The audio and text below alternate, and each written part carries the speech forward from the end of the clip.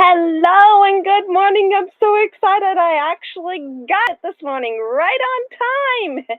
I'm actually feeling a lot better. Thank you to all of your thoughts, your prayers as I go through this ankle surgery, getting better. I went and switched from a wonderful splint to a boot. And the boot I thought would be easy. Actually, it's a lot easier because I can remove it whenever I want, which is really helpful.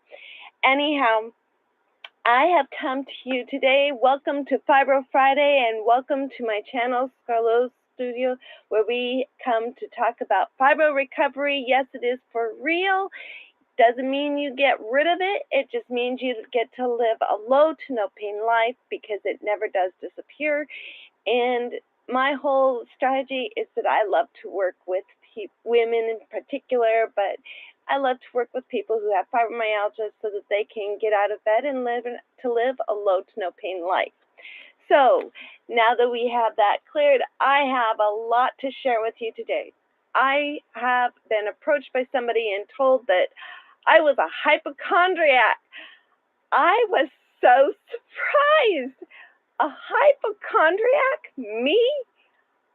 Yeah, I hate doctors, and hypochondria typically has a side effect of wanting all the attention on them for one reason or another, and usually they don't think their body is good enough. They find a reason for attention. So I had to clarify with this person and say, excuse me, why do you consider me a hypochondriac? And by the way, the reason why I posted the video was because I was updating people about my ankle surgery and how I was responding with the fibromyalgia, how they kind of interact with each other. So I got a polite apology for calling me a hypochondriac, and I will be approaching this hypochondriac title for those who have fibromyalgia and the people who do not have fibromyalgia. Oh boy.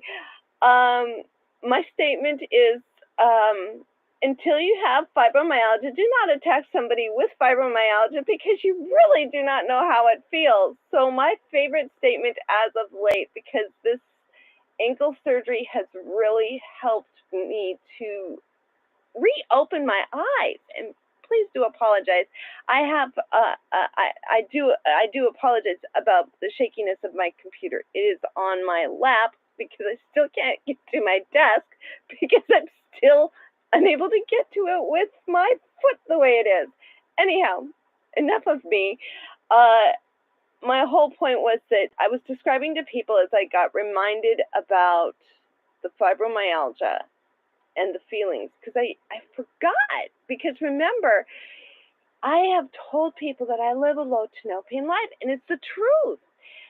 I don't experience these things because I've learned over time how to control my actions, how to control, how to adjust things accordingly. And I remembered I feel ant bites, and like it's crawling, like it's tickling, like okay, you know how an ant would feel crawling all over you? And maybe you don't. So if you don't, go get a bunch of ants and let them crawl over you and then bite you. That is fibromyalgia, and the easiest way to describe it. And what I've discovered is that I have to be really careful because we do have an ant issue in this house. So I was shaking what I thought was ants and was actually the fibro. So I went back to the doctor and asked about this. He says, why are you asking me? You already know the answer. He was right, I did. Because what it is, okay, for those of you who do know this ant bite feeling and do know this feeling of like crawling up and down your legs, or any of that sharp shooting pain, like somebody shooting a dagger into your back or into your foot or down your leg, that's another sharp, it's a feeling that you get with fibromyalgia. Stretching, and that's something else I remembered. Oh yeah, stretching. You can stretch in your bed by bending your leg, bending your foot, moving your foot, switching side to side, movements, all in the bed. You don't have to worry about being fully active. That's the first step of being fully active, is the movement back and forth and up and down and moving around. You know, when you go for a walk, when you struggle, you just stop, you wait, and then you come back again. And it's a progressive process. So the hypochondriac, and then to the pains part. Now, one person came to me after she had mentioned that she had just been diagnosed, and I told her, you know what, it's okay. She says, well, I have all these other health issues, you know, I have this RA and this lupus. That's fine. And that those are the reason why you have the fibromyalgia. Your body is reacting. Your body is getting mad at these illnesses. So how do I keep it under control? I said, how are you seeing your doctors regularly? Yes. I said, I want you to go to them. I want you to ask them, what do they suggest? I had a feeling that I knew the answers, but I wanted her to come back to me and tell me what they said. I am not a medical professional. I take what the doctors are suggesting and help those with these issues, incorporate what the doctors are suggesting and putting them together. I am just a cohesive situation there. When I help people, I can help people stay accountable. I can help people get back into that low to no pain life where they were before the fibro diagnoses, but I never discount what the doctors say. I might give suggestions, but I do not counteract what they're saying, unless what they're saying is actually against what is the normal statement for fibromyalgia, and then I'll say, whoa, stop, just a second, you might want to go back and recheck this or reset this. Do I take the place of a doctor? No, but I do give recommendations. I do have a medical panel of people that I do work with, so don't think I'm going this alone. I'm not. I'm using those people too. I just bring forth and do double check all of my works and my words and bring them forth so that it's all accurate. I don't want to give any misinformation. Now, what this person did come back to me about is that she was recommended the Mediterranean diet. Now, I'm going to be upfront and honest about this. Mediterranean diet, lupus, and RA typically go together. Those who have RA and lupus are typically recommended that simply because in the Mediterranean diet they focus on the omega fatty acids that are from actual meats rather than from the vegan perspective. Now, I mention the vegan perspective because I myself am vegan, not by choice. Oh, not by choice. I do miss my meat. But the reason why I say vegan is because I learned by myself eating the vegan, I had less problems with my stomach, less problems with overall functionalities. So that's why when I hear people say, oh, I'm struggling to function, I'm struggling to be able to move, I'm struggling to be able to do this, that, or the other thing. Okay, what diets? Let's try food eliminations, because there's so many different varieties. Like there's getting rid of sugars, there's getting rid and there's sugar replacements, but getting rid of sugars, there's getting rid of meats, there's getting rid of different variations of different foods. I am not a nutritionist. I do not proclaim to be a nutritionist. I just go based on the results of people and what the reactions are, and I can give a general idea. Now, if there is a nutritionist that you bring in involved, I can help with that too. Now, something else that I've been doing, I just addressed questions that I just received, but this is one that's been really just getting to me, and that is work. People with fibromyalgia struggle to work. People, when you have fibromyalgia, you can't necessarily work a regular schedule, especially those hard-working schedules. I love listening to people who are like, I just got diagnosed with fibromyalgia. I've been struggling so hard to work. And what kind of work do you have?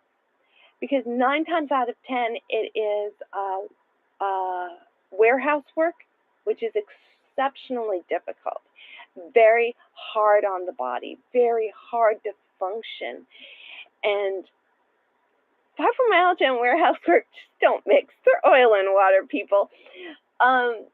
What I've noticed with fibromyalgia is that even people in the caregiving industry, hospital industry, health, medical, wellness, when it's requiring you to be on your feet all the time, very, very difficult. So my statement is on that one that you have to really take a look at how is your body reacting. Maybe cut back on those hours.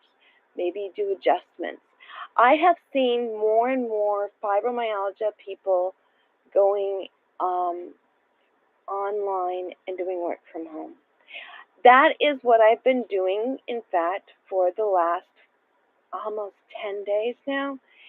I have spoken against doing surveys, but I found one particular site that I thought, I'll give it a shot, because they don't pay on points, which is traditional survey taking.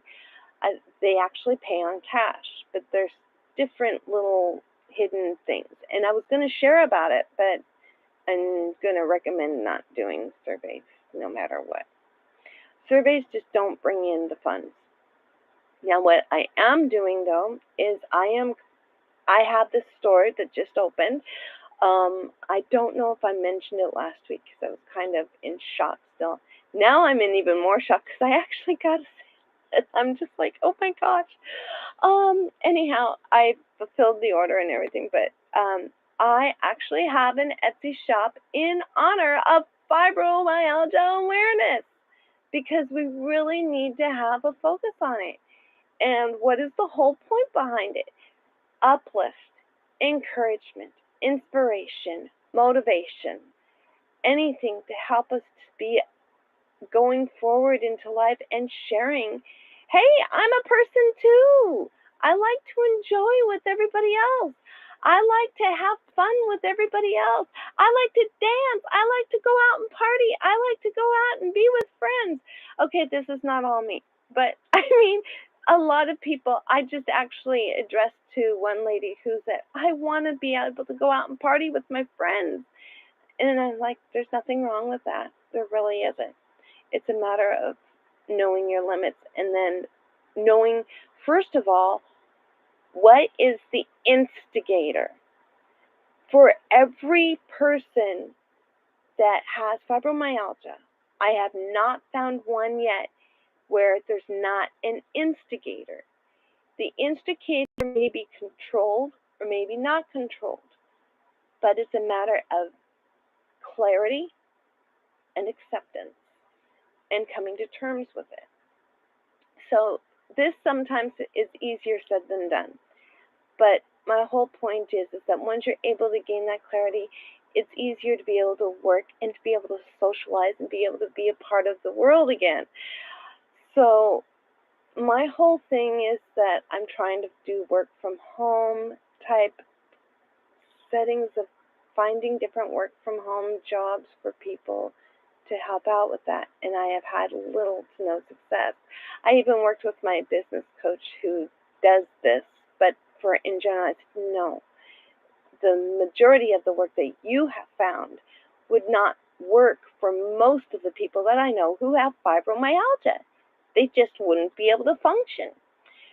So I'm working on that. It's still a work in progress, but I have found my print-on-demand stuff.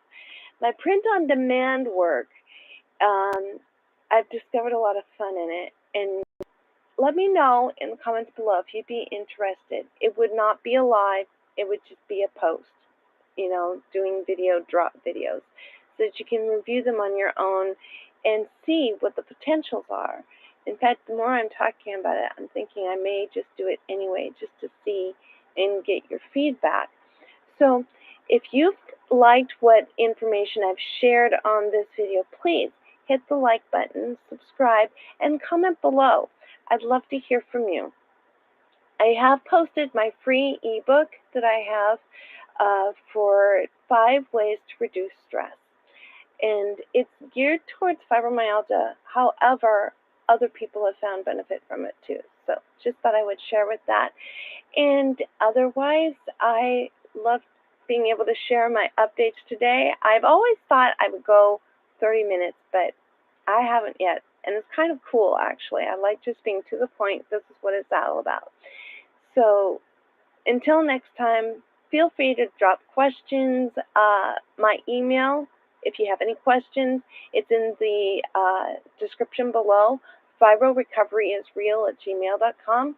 Send me your questions, send me your comments, and love to hear from you. Until next time, take care.